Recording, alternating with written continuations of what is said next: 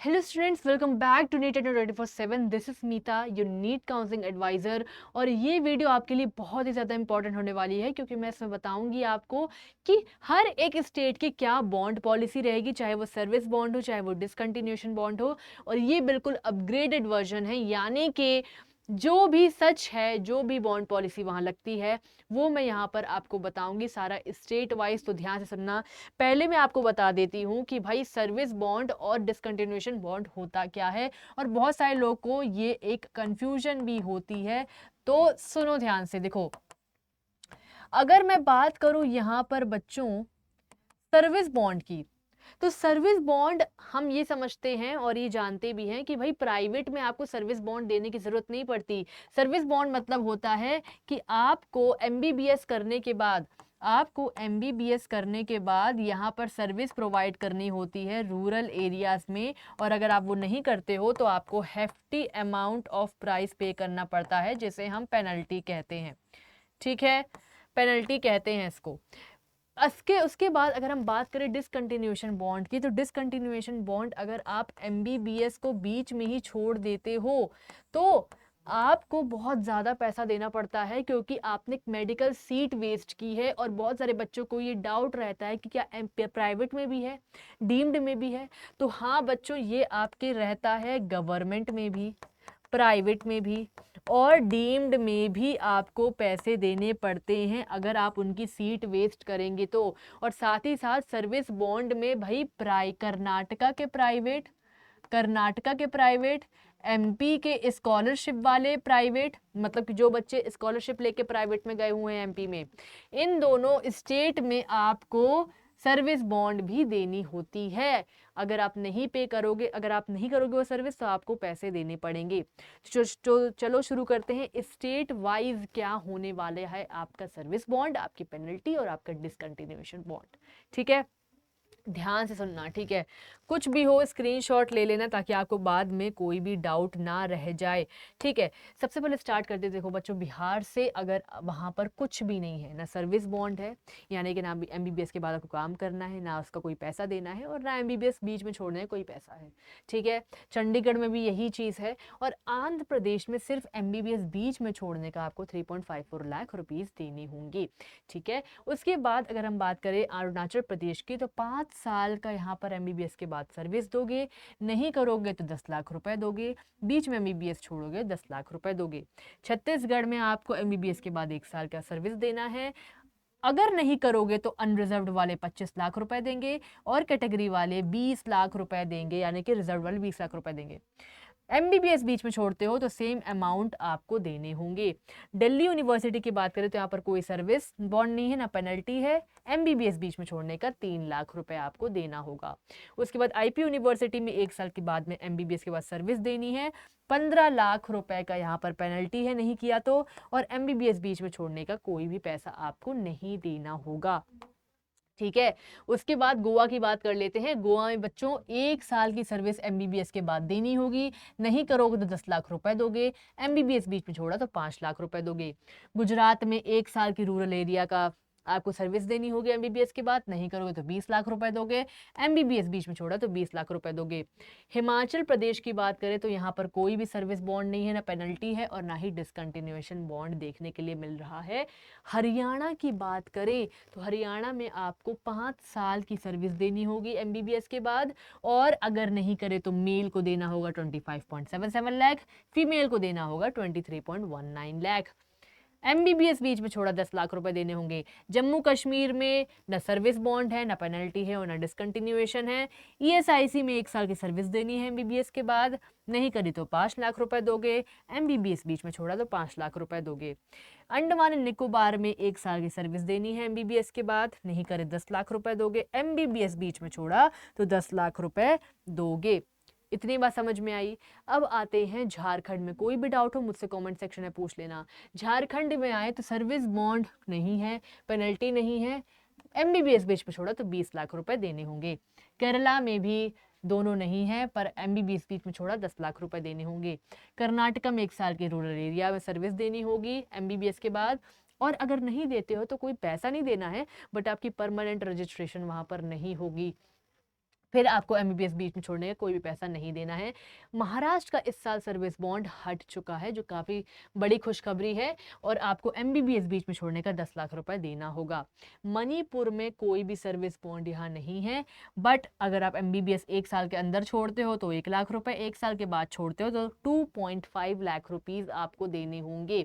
मध्य प्रदेश की बात करें तो यहाँ पर अगर आप प्राइवेट इंस्टीट्यूट में है विथ स्कॉलरशिप तो आपको 5 साल का सर्विस देना होगा एमबीबीएस के बाद।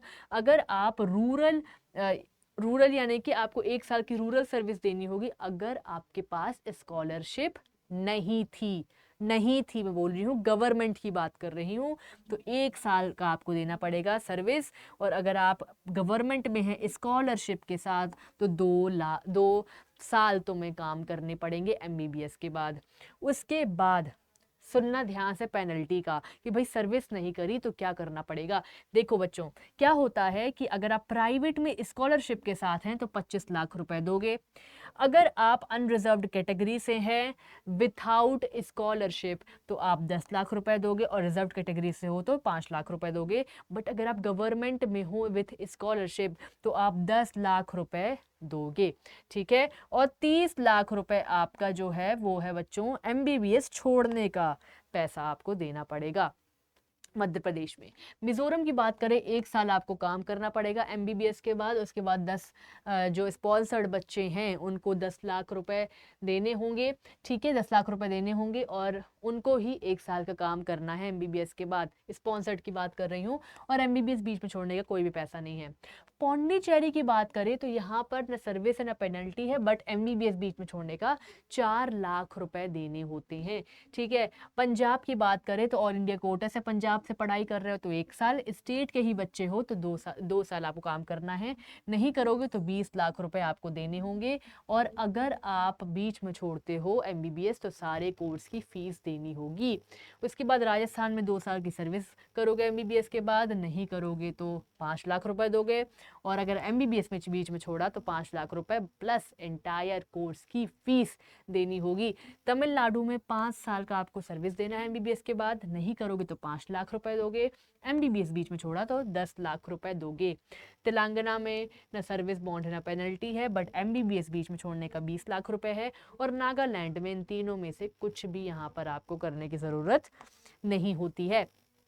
त्रिपुरा की बात कर लेते हैं तो एमबीबीएस के बाद 5 साल का सर्विस करोगे, नहीं करोगे तो 20 लाख रुपए, और एमबीबीएस बीच में छोड़ने का 20 लाख रुपए।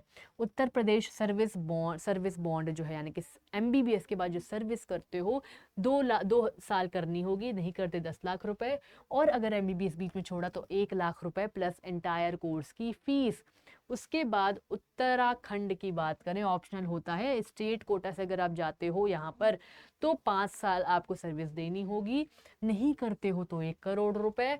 और एमबीबीएस बीच में छोड़ने की कोई भी पैसे यहाँ नहीं लिए जाते।